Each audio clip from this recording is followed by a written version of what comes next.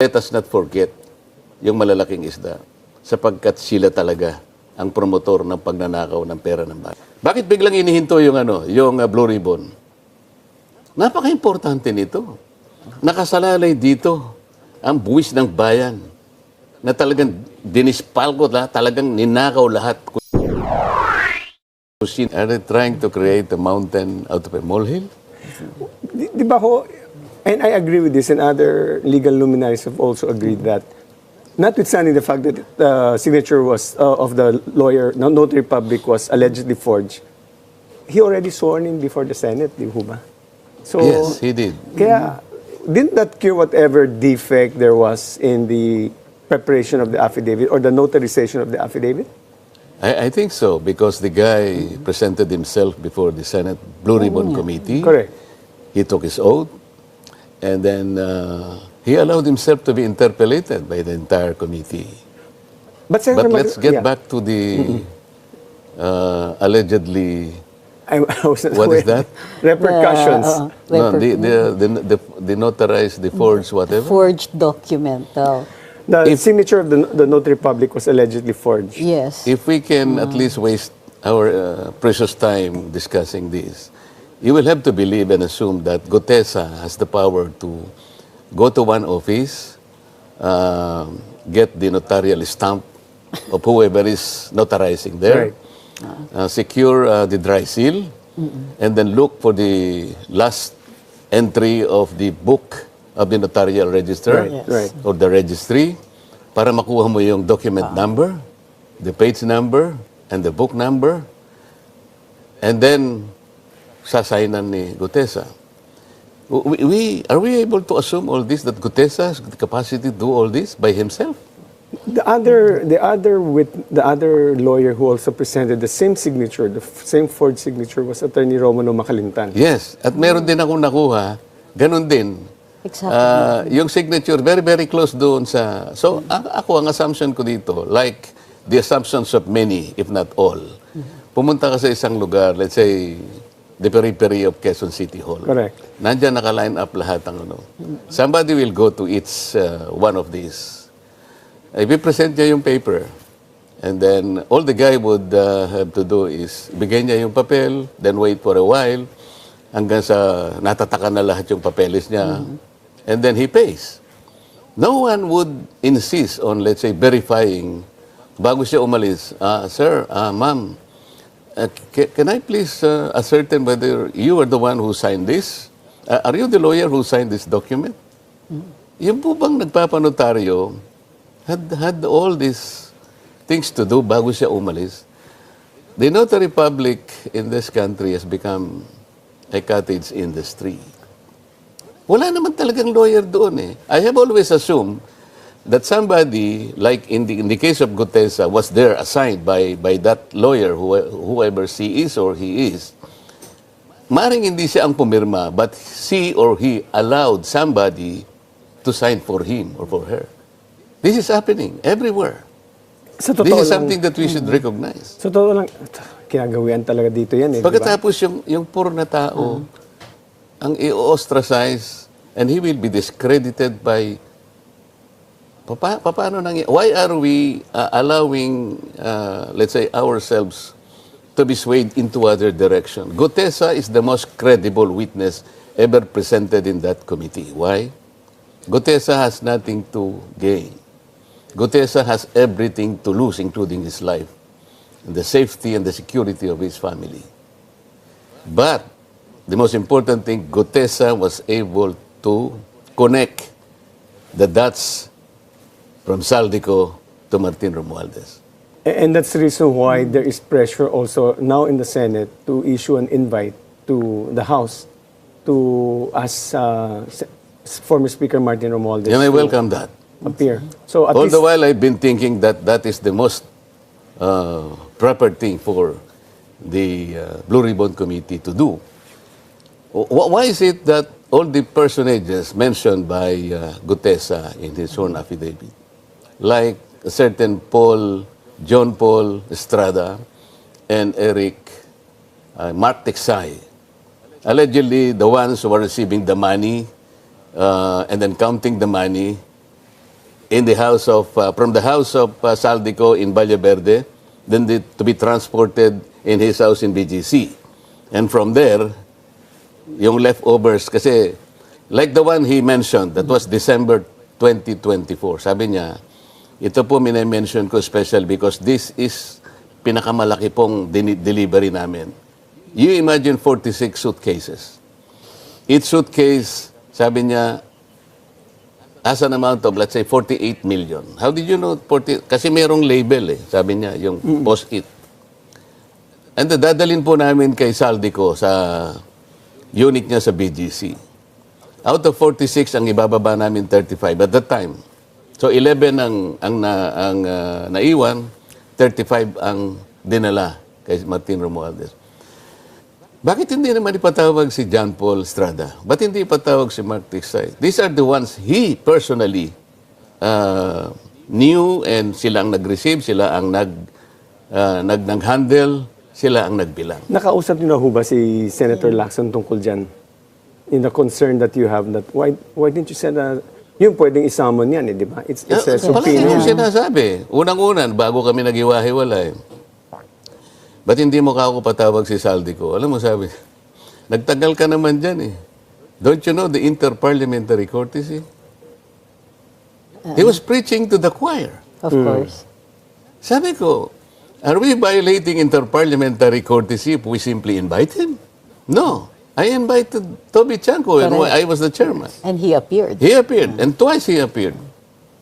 Ba't tayo mong tawagin? Ba't tayo mong tawagin, for example, the initial 17 congressmen mentioned by the Discayas. 17 congressmen. Hindi man lang niya ipatawag kahit isa. And he himself mentioned 67 contractors congressmen. Correct. In your late... Nagpatawag siya. I'm not saying that we should not call the small fries here or charge them. They're all accessories to this crime. Pero wag naman nating pakaiwasan o pagtakpan yung malalaking isda na dapat nating matukoy dito. Senator Marcoleta, it's just something that we mortals don't know how it works around the Senate. Ordinary mortals like us. Sir, You're hindi not. kayo. Ito po, this is my question. No? The Senate operates as a collegial body. Yes, sir. So you're supposed to be discussing things amongst yourselves. There are two main points that I want to ask. Dito po kay Mr. GUTEZA, you presented him right there and there. No?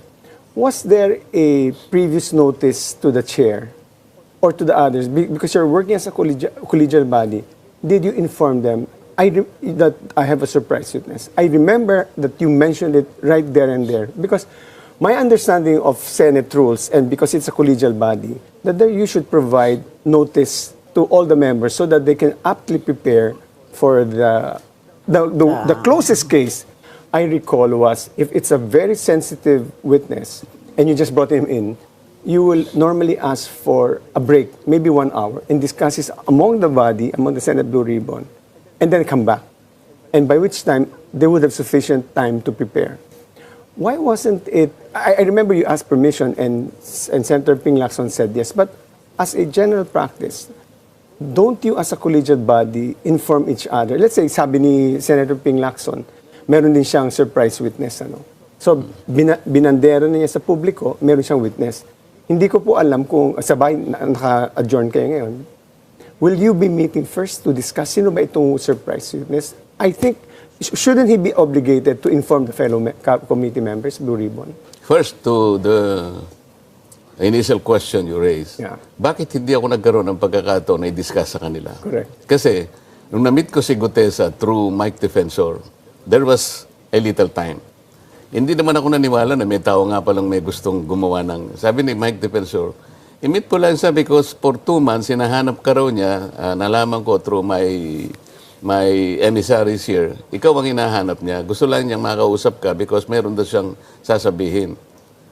Sabi ko, paano ito mag-aalas 2 na? Ang ano namin, ang session namin is 3 o'clock. This was the day before ho ba ng Blue Ribbon? Yes, yes. Oh, hindi ko na alam kung anong date. Sabing ganon, hindi, we are in Manila. Kung saan mo gusto, malapit sa'yo para lang makita mo yung prepared statement. Yes. O can you go to this escape? Kasi yun lang ang alam kong malapit. That's 5 minutes away from the Senate. So pumunta ako. Okay? Doon ko nakita na, sabi ko, matindi tong statement mo. Are you prepared to make yourself available before the committee? Yes, sir. O sige, sabi ko, panutaryo mo. That's for my benefit only kasi hindi ako naniniwala na matapang siya talaga. I don't know him. Okay, so kung talagang buo ang loob mo, pumunta ka bukas sa Senate before 9 o'clock ng umaga. Okay. Sino kasama mo? Ako lang po, sir. Anong sasakyan mo? Sir, nakamotor lang po ako. Well, sa una, hindi ako naniniwala na malakas ang loob niya. So, hindi ko na sinabi sa kanila kasi baka ako rin, hindi ako naniniwala na darating siya. Gusto kong maniwala na buong loob niya kung darating siya. That's what happened. So, sir, napansin niyo ba that yung testimony ni GUTEZA ay pareho din dun sa, yung, lalo na dun sa luggage, ay pareho dun sa testimony nung sina Bryce Hernandez Mabuti tsaka napansin mo. Henry Alcantara. Hindi lang si GUTEZA. Alcantara, Bryce Hernandez talk about the Rimowa suitcases. Sinabi rin nila na dinadala sa bahay ni Saldico. Nag-connect lahat eh. This guy also mentioned, about, putting the money in this, ganito, dinadala sa ganito. Luggage, sa confirmed Bakit yung hindi nila luggage, ngayon eh. maintindihan? Ba't hindi nila Same luggage po mapag-connect? yan? Same luggage ang Mga ginagamit? Same ganun ang type, binabanggit same nila eh. type Sabi daw. ko pa, how come? Sinong nagbibilang? Sila po, sabi niya, plastic. Ang isa pong plastic is 1 billion. So, iniitsa-itsa lang na ganun. So, sir, walk us through yung testimony ni he connected, kasi may kinikwento ko yung kanina, he connected the luggage issue. Sir, yung narrative niya, bakit importante yung narrative ni GUTEZA? Napaka-importante ng narrative ni GUTEZA because he was the only one who connected the dot from Saldico to Martin Romualdez. Nobody else. Nasaan na po siya ngayon? Do you still have contact with him? Wala akong contact sa kanya personally. Ang pagkakaalam ko, kinupkup siya ng kanyang tropa, yung mga Marines. Kasi ang balita ko, merong nagtatangka sa buhay niya. At I was also informed na nahuli nila yung gustong magtangka sa buhay niya. Okay. Sir, tanong lang, natanong niyo ba kay Mr. GUTEZA kung bakit, kung nag-deliver siya sa Forbes kay Speaker Martin, allegedly, nag-deliver din siya sa Aguada? Tama Sinabi po ba? niya doon sa Sinabi. statement niya, hindi lamang sa Pero hindi dalawang niya lugar sa in-explain, merong Natanong niyo ho ba kung bakit ho dalawang Oo, delivery places? Forbes tapos Aguada pa. hindi na kasi nakita ko yung niya. Dahil nagmamadali kasi ako. Ngayon, ang nangyari pa, ang balita ko, kumuha ng CCTV si Senator Lacson para makita niya na kung sino yung sumundo kay GUTEZA. Sa CCTV po ng Senate. Sabi ko, ako naman, anticipating that he might come. So sabi ko doon sa staff ko, pakitingnan mo itong taong ito, baka sakaling dumating kasi nangako siya na darating. But I'm not sure kung darating o hindi. So binigay ko yung pangalan. So na-establish nila sa CCTV, one of my staff fetched him from the guards area at pumunta sa Senate ito, di ba? Sa Senate. So, Ngayon, bali sa pintuan ng Senate. Sa pintuan, sa kasi pagpasok, doon pa lang sa guard, kasi maraming pirmahan. pirmahan. You have to So, check in eh. para lang makapasok siya ng mabilis, kasi sabi ko, before 9 o'clock, nandun ka na. Question is, bakit naman si Senator Lacson, kung totoo yun kung totoo na merong CCTV, ba't kinakailangan niyang kumuha ng CCTV and spy on us? Is this the work of a senator? But wasn't that already, the CCTV has always been there, so you can just track it, di ba? So there's nothing new there because it's always been working. Pero bakit palaging siyang kumukuha ng CCTV? You remember the other incident? Meron daw contractor na pumunta sa isa sa amin and then na-establish pumunta sa opisina ni Senator But wouldn't Erwin that be Tulfo. also just to make sure that everything falls into place, that the people who are saying whatever they're saying can be verified independently. And a CCTV is a good basis sir, to say that you're telling the truth. Or Ano at yung least, significance ng pagsundo ng staff Ewan ninyo? ko sa Hindi ba kanila, pero- common courtesy yun? Parang Mag-invite magpipresent kayo? yata sila na pumunta nga sa opisina ko. Alam nga, kanino pupunta yung tao? Ako yung kausap Witness niya. niya. Oh, yes, sir. Di ba? Pero, so Senator Lacson is making a big deal out of this. Sabi ko nga siya sa'yo, na- somebody is creating a mountain out of a molehill. So, yung pagpunta ba ni GUTEZA, kinakailangan kumuha ka pa ng CCTV para i-present mo. Why? Why are you doing that? I'm confused. But when you say, bakit pa kukunin, you mean to say, bakit pa tiningnan ni Senator Ping Lacson yung CCTV? Ganon yung gusto raw nilang gawin. Ewan ko kung gagawin nga nila yon. At somebody informed me also na may pumunta sa Seascape para makita nila na pumunta nga ako doon at siguro ilang oras. Siguro na-establish nila. Hindi ako talaga nagtagal because that was my promise to Mike Defensor. With due respect, Senator Marcoleta, I think that's also part of the investigative process, just to confirm the veracity of the statements of whoever, not just you.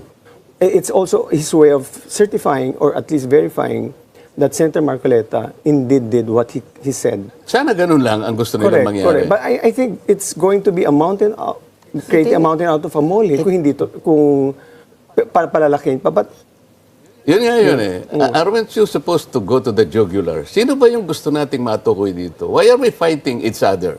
There is only a common objective. Makuha natin. Sino ba yung pinakamalaking isda?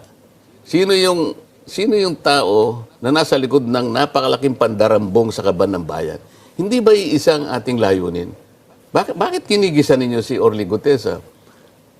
Alam mo, ang simple analogy rito, alam ko maraming nakikinig sa inyo. Si Attorney Trixie, tinip sa'yo na mayroong magnanakaw ng kalabaw dyan sa neighborhood. Ang ginawa mo naman, Attorney Edwin, yung nagtip, yun ang ginisa mo. Yun ang dinidiscredit mo. Pero you did not even take any effort na i-verify mo na yung magnanakaw ng kalabaw nandiyan lang pala sa vicinity natin. Ganun na nangyari. Perhaps his absence is making that a big problem for GUTEZA kasi nawala siya yung last hearing. Bakit siya nawala? There is a threat now to his life. Ito yung nangyari. Kailangan mapansin ng mga kababayan natin. Nung ilabas ko si GUTEZA, wala nang tinawag na hearing. Kahit na naka-adjourn kami, nag-hearing kami. Nag-hearing kami. Merong mga briefing ngayon sa budget. Ako, maski nakabakasyon ako, I try my best to contribute and participate in most of the briefing ng budget. Bakit biglang inihinto yung Blue Ribbon? Napaka-importante nito. Nakasalalay dito ang buwis ng bayan na talagang dinispalko talagang ninakaw lahat kung sino man ang mga hindi ko malaman kung paano ko i-describe itong mga taong ito. Kung paano nila naisip systematically nakawin ang pera ng bayan. Pagkatapos, nag-aaway-away kami. Samantalang ako, the only direction I wanted to take from the beginning until today, hindi nagbabago yun, I want to hit the mastermind. Senator Marcoleta, could you provide us your wisdom on your comment on the filing of the charges against the 6 individuals? Who are the 6 individuals? The 2 senators, Jinggoy and Joel, Commissioner Lipana, Undersecretary Bernardo, Congressman Saldico, and Mitch Cahayon. Why was not Martin Romualdez not included? That's up to the ICI. Maybe you should ask Because the they ICI. are trying to discredit GUTEZA's testimony? No, they haven't summoned ICI GUTEZA. pa lang. So Bakit hindi nila i-summon si GUTEZA? the same reason why they cannot summon him in the Senate. Yes, sir. We're all looking for the mastermind, the most guilty. That will come at some point. Is everybody looking for the mastermind? Of Parang course. kayo I think everybody We should should be be. looking. They should Karen, be, we're but it supposed to be doesn't looking appear to at the be so. mastermind. The Senate started By the off way, on this the is right just foot. according to Justice Andy Reyes, this is just the first interim report nila on the filing. So, but let's just take it as it is right now. So how do you think, is this a good beginning? This is the start of the many charges. It's a good beginning. Pero sinasabi ko nga, hindi ko naman sinasabi na huwag nating habulin ang mga sapsap. Ang palagi kong sinasabi, yung mga butete, yung mga dilis, okay lang yon. But let us not forget yung malalaking isda, sapagkat sila talaga ang promotor ng pagnanakaw ng pera ng bayan. May tanong po ako sa inyo, mauhupa ba ang galit ng taong bayan pansamantala kung nakasuhan si Senator Joel at si Jinggoy? Kasi ang sabi nila, tuloy-tuloy pa rin ang investigasyon. No? So, do you think this will quiet down the public wrath for... I think this is just temporary, but ano po ang tingin ninyo? I don't know kung mapapacify natin o mauhupa ang ng tao. Sapagkat ang nakikita nila, pagka mga congressmen ang dapat na sumalang sa investigasyon. Lahat ginagawa para pagtakpan sila. I will start with the 17 initial congressmen identified by the Discayas. And then, let me go back to the 67 contractors, congressmen, intimated by Senator Ping. Contractors, you mean? Sinabi niya, I have a list of 67 Wow, contractors. Ang dami. Hindi ba kayo nagtataka bakit isa man lang wala siyang tawagan? What about the 17? Kaya nga gusto kong malaman, kung tatawagin niya si Martin Romualdez, make him appear before the committee. Para makapagtanong naman kami. At sana hindi closed door, na? Walang closed door yan. Lalo magagaling ang taong bayan kung Sa i-close ICI. door. Yung ICI, kaya closed siguro door hindi siya. masyadong naniniwala ang tao dyan because hindi alam ng tao eh. Ang tao, interesado sila. Why? This is their money. Correct. Alam mo yun, sabi ko nga hanggang ngayon, naghahanap ako kung paano yung sasagot ko sa kanila eh. I hope I can bend the law. Why? Sabi nila, Senator, tulungan mo naman kami. Kami kahit na ganito kami kahirap, pinipilit namin magbayad ng buwis. Ganito pala nga niyan, kinapuntahan ng buwis namin. Pwede bang ilaban mo naman kami para wag naman kaming magbayad ng buwis kahit sa 2026 lang? Parang What am I supposed to tell them? Agreed, sir. But If I can bend the law, I will ask the BIR. pero alam niyo ho, mukhang nangyayari na because I understand from the reports of the finance department, the collection has gone down because primarily the people are so frustrated. Hindi natin madi-discount yan kasi Correct. galit ka yung tao eh. But if I want the people, I want to please them. Pwede ko bang i-bend man lang ang batas? Kahit konti lang para mapagbigyan ko ito. Kasi nga yung kanilang sentimiento, Attorney Edwin, Attorney Trixie, valid eh. Pera nila ito eh. Nagsikap sila, luha, dugo ang kanilang ginugol dito. Pagkatapos makikita nilang ganun lang palang kapupuntahan. Correct. Masama pa ekonomiya. It's Masakit yung pagbayad ng buwis This is a ngayon. valid expression of anger because of what we've seen right now po eh. So talagang everybody is mad at that's why yung mantra, yung chant ngayon, ikulong na yan, mga kurakot eh. O, tapos ang gagawin nila, para lang ma-sway sa ibang direction, si GUTEZA ngayon papapanagutin. Anong malay niya? Binigay lang niya yung papel doon sa window nung kung sino man yun. Akalain mo na yung lugar na yun, pinakunan ko na litrato eh. Alam mo nakalagay na paskil doon, Attorney Edwin, Attorney Trixie? Notary Public 24/7. Yung mga bugado doon, hindi na natutulog yun. Oo nga eh. Parang So, ano? Chances are, ginigising. that lawyer, kung sino man yun, hindi siya talaga pumipirma ron. But Yes. he assigned somebody na pipirma sa kanya. And that is the violation in the notarial Yes. law.